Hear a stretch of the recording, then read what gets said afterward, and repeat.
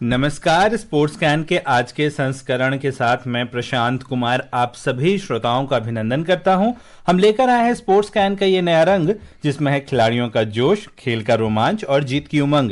साथ ही होंगी खेल जगत की बड़ी खबरें, शानदार प्रदर्शन और हर मुकाबले की खास बात आपके अपने प्रोग्राम स्पोर्ट्स कैन के साथ। तो शुरू करते हैं एक नए अंदाज में इस प्रोग्राम का ये सफर, लेकिन सबसे पहले एक नजर स्पोर्ट्स हेडलाइंस पर।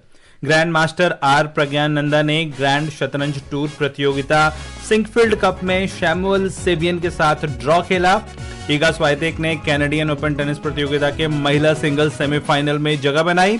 16वीं हॉकी इंडिया जूनियर महिला राष्ट्रीय चैंपियनशिप कल से पुणे में आयोजित होगी और अफगानिस्तान ने एक दिवसीय विश्व कप 2027 में जगह बनाई। टूर्नामेंट के 10 टीम तय।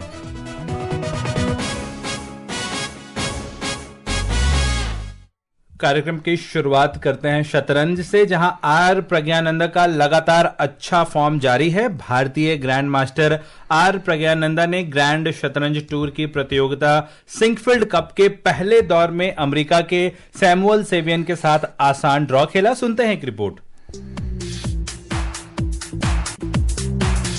शीर्ष वरीयता प्राप्त फेबियानो कारुआना इस वर्ष के टूर्नामेंट में 10 खिलाड़ियों के 9 दौर की इस प्रतियोगिता के पहले दौर में जीत हासिल करने वाले एकमात्र खिलाड़ी रहे, जिससे उन्होंने शुरुआती बढ़त बना ली है। उन्होंने नीदरलैंड्स के जॉर्डन वैन फोरेस्ट को हराया। विश्व चैंपियनशिप के दावेदार उज्बेकिस्तान के जावोखिर सिंदारोव ने अमेरिकी खिलाड़ी लेवोन अरोनियन के साथ अंक साझा किए, जबकि जर्मनी के विंसेंट कीमर ने अमेरिका के वेस्ली सो से बाजी ड्रॉ खेली। नीदरलैंड्स के अनीश गिरी ने भी फ्रांस के मैक्सिम वाचियर लाग्रेव के साथ ड्रॉ खेला। प्रज्ञानंदा के लिए यह एक अच्छी शुरुआत रही, लेकिन प्रज्ञानंदा ने अमेरिकी खिलाड़ी सैमुअल सेवियन के साथ बाजी ड्रॉ खेली। दोनों खिलाड़ी 48 चाल के बाद अंक बांटने पर सहमत हो गए। कारुआना ने बेहतरीन प्रदर्शन करते हुए फोरेस्ट को 55 चाल में हराकर एक बार फिर अपना लोहा मनवाया। उन्होंने अंतिम क्षणों में फोरेस्ट की गलती का फायदा उठाकर पूरे अंक हासिल किए। Jaya Bharati, sports scan.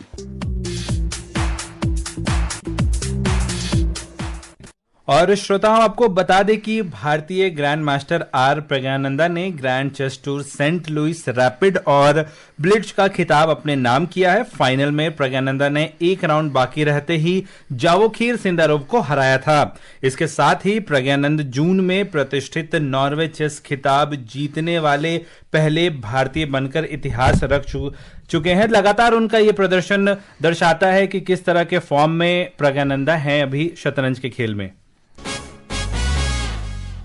अब चलते हैं टेनिस के कोर्ट की ओर। इगा स्वाइतेक ने कैनेडियन ओपन टेनिस प्रतियोगिता के महिला सिंगल्स सेमीफाइनल में जगह बना ली है।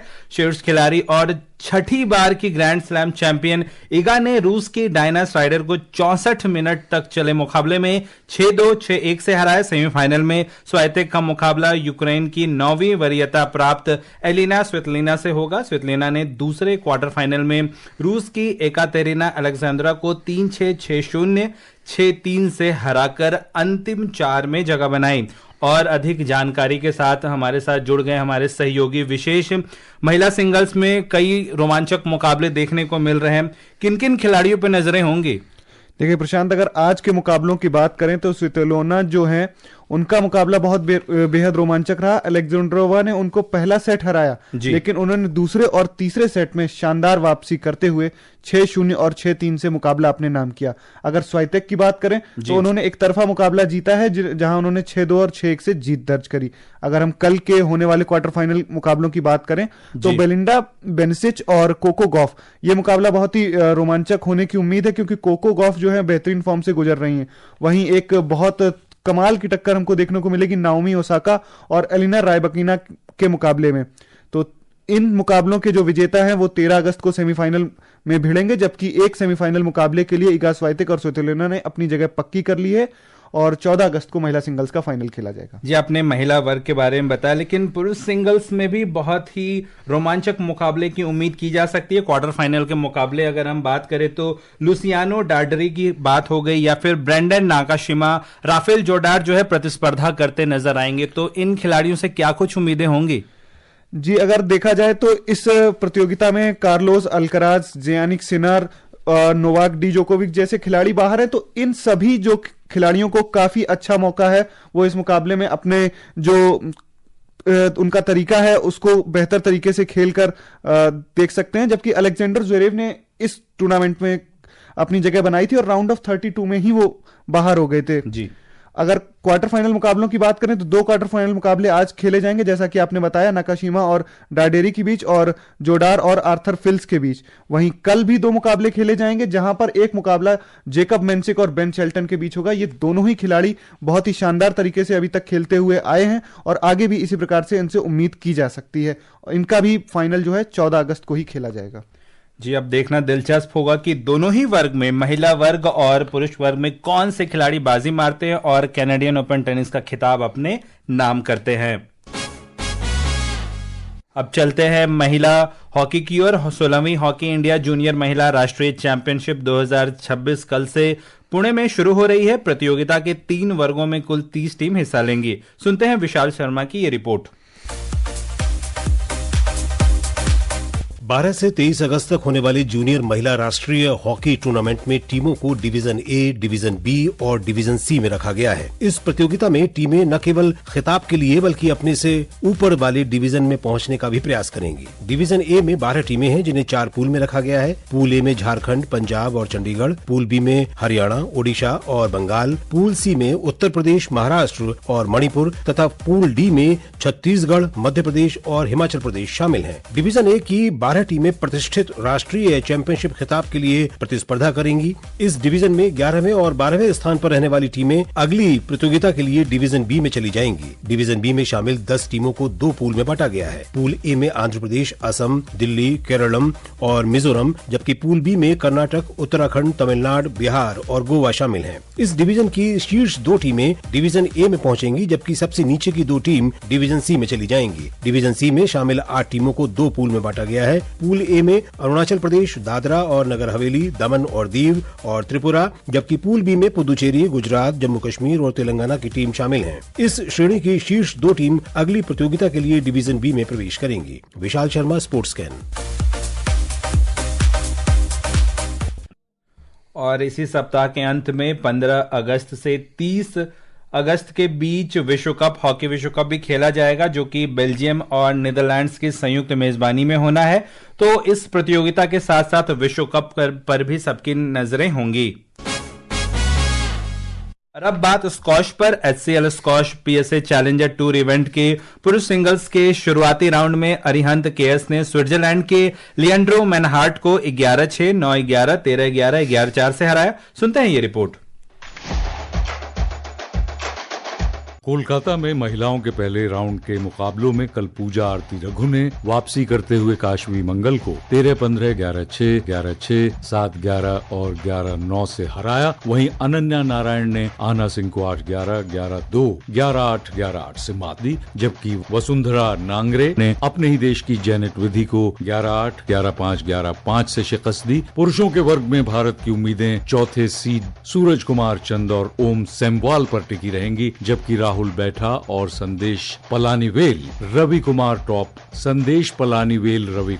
टॉप 10 से बाहर हैं। महिलाओं के वर्ग में भारत की तन्वी खन्ना टॉप सीड हैं, जबकि राधिका सुंथथिरा सीलन 5वें और आकांक्षा सालुंके 6ठी सीड हैं। इस इवेंट में पुरुषों और महिलाओं के वर्ग के लिए $9,000 की इनामी राशि है। प्रतियोगिता के पुरुष वर्ग में हसन मेनशावी, रवि दीक्षित, अरिहंत KS, संदेश पलानीवेल, रवि कुमार, दीपक मंडल और शौर्य बाबा ने जीत दर्ज की। वहीं महिला वर्ग में पूजा आरती रघु, रिवा निम्बालकर, अनन्या नारायणन, अंजलि सेमवाल, व्योमिका खंडेलवाल, वसुंधरा नांगरे, अनिका दुबे और सहाना कलेवानन से मुकाबले जीते हैं। Munish Sharma, sports scan.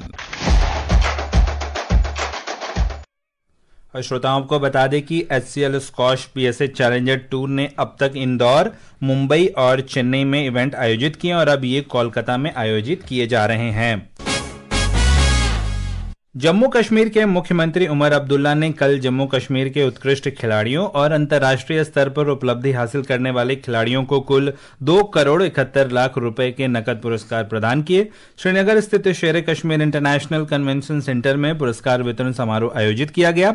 समारोह में बुल्गारिया में आयोजित ब्रेव CF 107 प्रतियोगिता में शानदार प्रदर्शन के लिए ओवैस याकूब को सम्मानित किया गया। ओवैस कश्मीर के पहले पेशेवर मिक्स्ड मार्शल आर्ट्स MMA खिलाड़ी हैं। कंपाउंड पैरा तीरंदाज शीतल देवी को दक्षिण कोरिया में आयोजित 2025 विश्व पैरा तीरंदाजी चैंपियनशिप की व्यक्तिगत ओपन स्पर्धा में स्वर्ण पदक जीतने के लिए भी सम्मानित किया गया।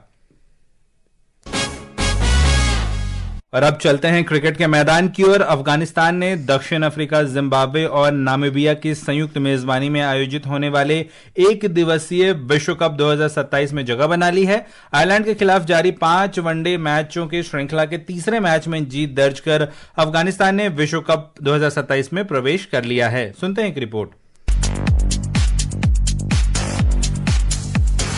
अफगानिस्तान ने आयरलैंड को तीसरे एक दिवसीय मुकाबले में 3 विकेट से हराकर एक दिवसीय क्रिकेट विश्व कप 2027 में जगह बना ली है। इससे पहले 2003 के विश्व कप में अफगानिस्तान ने बेहतरीन प्रदर्शन करते हुए विश्व विजेता रह चुके श्रीलंका, इंग्लैंड और पाकिस्तान जैसी टीमों को मात दी थी। 2027 विश्व कप में एक बार फिर अफगानिस्तान के प्रदर्शन पर नजरें रहेंगी। इस बार वेस्टइंडीज टूर्नामेंट में सीधे जगह बनाने में सफल नहीं रही। वेस्टइंडीज को अगले साल फरवरी में होने वाले क्वालिफायर्स के मुकाबले खेलने होंगे। इन मुकाबलों के परिणाम के आधार पर टीम विश्व कप के लिए क्वालिफाई कर सकेगी। क्वालिफायर के विजेता को 2027 विश्व कप के दूसरे राउंड में सीधे एंट्री मिलेगी, जबकि दूसरे, तीसरे और चौथे नंबर पर रहने वाली टीमें सुपर सीरीज के जरिए पहला राउंड खेलेंगी। ये लगातार दूसरा मौका है जब वेस्टइंडीज को विश्व कप में जगह बनाने के लिए क्वालिफाइंग मुकाबले खेलने होंगे।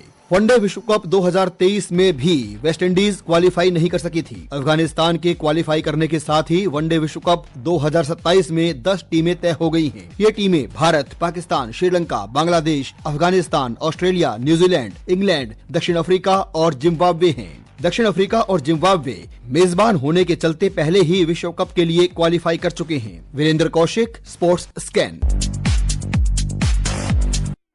श्रोताओं को बता दें कि अफगानिस्तान ने तीसरे एक दिवसीय मुकाबले में आयरलैंड को 31 गेंद शेष रहते हुए 3 विकेट से हराया। आयरलैंड की टीम पहले बल्लेबाजी करते हुए 21 गेंद शेष रहते 206 रन पर सिमट गई थी। टीम के राशिद खान को प्लेयर ऑफ द मैच का खिताब मिला। और उधर भारत और श्रीलंका के बीच 2 टेस्ट मैचों की श्रृंखला का पहला मुकाबला 15 अगस्त को श्रीलंका के गाले स्टेडियम में खेला जाएगा। इस टीम में कई अनुभवी खिलाड़ी तो कई युवा खिलाड़ी शामिल हैं। यह श्रृंखला वर्ल्ड टेस्ट चैंपियनशिप के मद्देनजर बेहद अहम है। और हमारे साथ जुड़ गए हैं विशेष टीम में घरेलू क्रिकेट में जिन्होंने शानदार प्रदर्शन किया। अगर हम अकीब नबी की बात की जाए तो 60 विकेट लिया और जम्मू कश्मीर को उन्होंने पहला रणजी ट्रॉफी भी जिताया। तो क्या कुछ नजरें होंगी उन पर?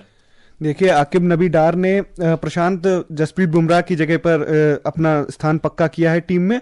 और सबसे ज्यादा इन्होंने सुर्खियां बटोरी थी जब रणजी ट्रॉफी में इन्होंने 10 मुकाबलों में 60 विकेट लेकर जम्मू कश्मीर को उनका पहला रणजी ट्रॉफी टाइटल जिताया था जी। इस प्रतियोगिता में इनको प्लेयर ऑफ द टूर्नामेंट भी चुना गया था और इसी सेंसेशन के चलते आईपीएल में इनको बहुत ही अच्छा प्राइज मिला था। 8.40 करोड़ का प्राइज मिला था, लेकिन आईपीएल में उनका प्रदर्शन उतना खास नहीं रहा। लेकिन अगर हम बात करें घरेलू क्रिकेट लंबे फॉर्मेट की तो आकिब नबी डार एक बेहतर विकल्प हो सकते हैं। अगर हम देवदत्त पड्डीकल जिनको टीम में शामिल किया गया, विशेष अगर हम रणजी ट्रॉफी की बात करें तो 700 प्लस रन, उसके बाद आईपीएल में जब वो आते हैं रॉयल चैलेंजर्स बेंगलुरु को 1 डाउन आकर के डोमिनेट करके उन्होंने जिताने में बहुत मदद की। अब टीम में उनको जगह मिली और अभी अभ्यास मैच में उन्होंने एक शतक लगाया। कैसे देखते हैं आप उनको? जी, अभ्यास मैच में अभी प्रशांत देवदत्त पडिक्कल ने 142 रन की शानदार पारी खेली थी। इससे पहले श्रीलंका से एक घरेलू सीरीज भी खेली जा रही थी जिसमें 3 इनिंग में 173 रन जो है देवदत्त पडिक्कल ने बनाए थे। अगर आईपीएल की बात करें तो करीब 500 रन का योगदान उन्होंने दिया था।